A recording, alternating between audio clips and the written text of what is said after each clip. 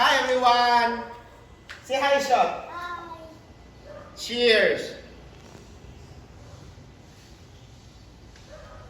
Few years ago, the owner of this Raptor, we lift this additional to 2-inch, install front and steel bumper and winch, and upgrade the tire to 35-inch.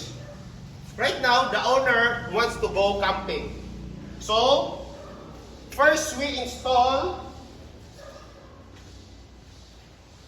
slider tray on his back so that if he will get his item, especially cases of beer, it's more easy than to close. It's very easy. Next, we also install ARB SIMPSON 10. Now, let's go up.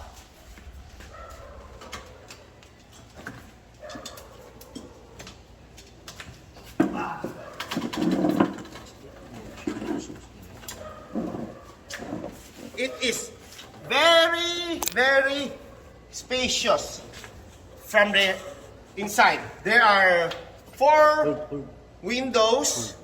You can close or you can put screen during night time. Hi, Shot. Sige, you want to go up? Okay. Okay. Your slipper, remove your slipper. Okay.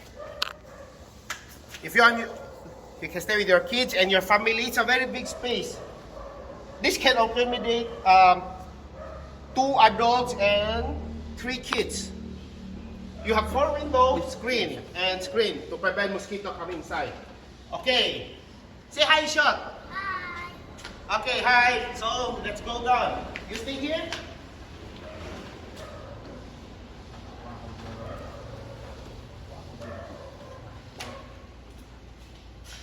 Let's stay here. Okay. After, we also install side awning steps. Cheers! Cheers! Awning tent with LED light. You can adjust the brightness and the color. Orange, amber, amber with white, all white, amber. And you can adjust the brightness from high to low. And also we have ARB touring chair.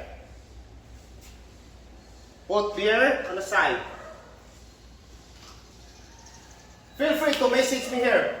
We have ARB products. We also install ARB LED bar, ARB differential reader kit, and also we have snorkel coming soon to install on this unit.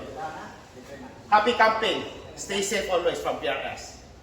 Bye.